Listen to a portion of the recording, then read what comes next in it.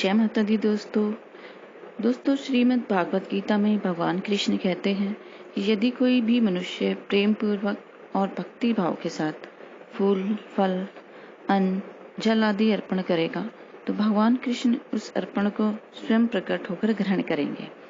ईश्वरीय शक्तियों से ही हमें यह जल अन्न प्राप्त होता है और हम अपना आभार प्रकट करने के लिए अन्न का, फल का या नैवेद्य का कुछ हिस्सा प्रभु को अर्पित करते हैं।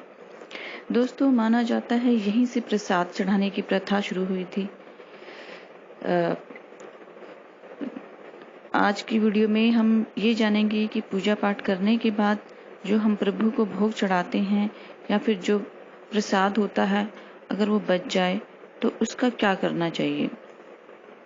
क्योंकि दोस्तों, जो प्रसाद होता है जिसमें ईश्वरीय शक्ति का एक हिस्सा समाहित हो जाता है हमारे पूजा पाठ से, तो आप सभी के मन में ये सवाल कभी ना कभी जरूर उठा होगा कि इस बचे हुए प्रसाद का क्या करें।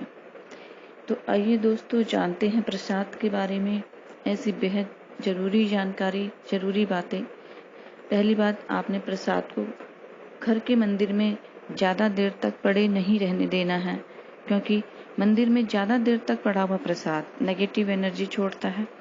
देवता को समर्पित करने के बाद प्रसाद को तुरंत वहां से हटा लेना चाहिए। और शास्त्रों में ऐसा ना करने पर चंडेश्वर, चंडालशु, चंडाली आदि शक्तियों के आने की बात की गई है, जो ये नेगेटिव शक्तियां हैं और जिनके आने से आपके घर पर बहुत ही नकारात्मक असर पड़ता है।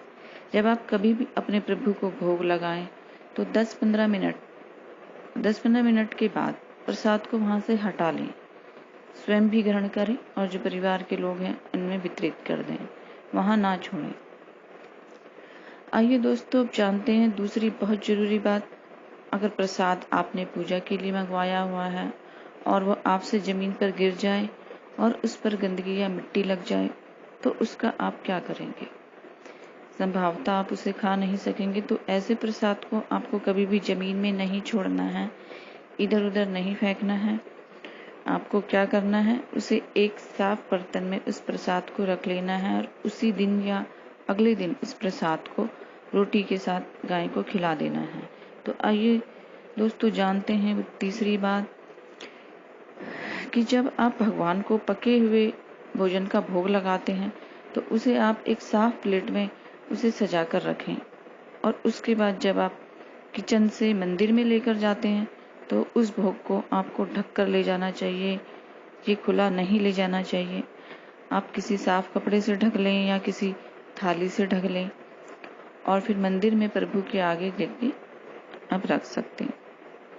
और तब प्रसाद के ऊपर आपने थाली या कपड़ा जो भी दिया हुआ है उसे हटा दें और प्रभु को अर्पित करें। यह आपको जरूर करना चाहिए।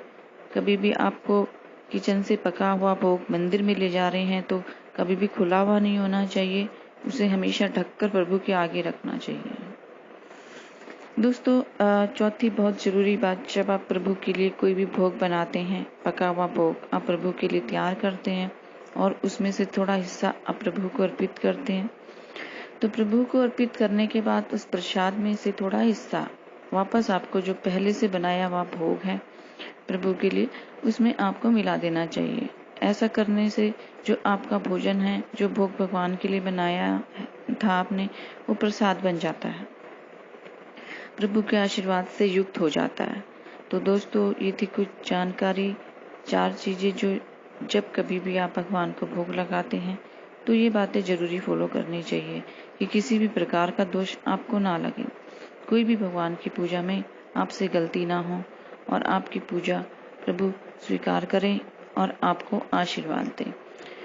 दोस्तों, उम्मीद करती हूँ आपको मेरी ये वीडियो पसंद आई होगी। अगली वीडियो में बहुत जल्द मिलती हूँ आपसे।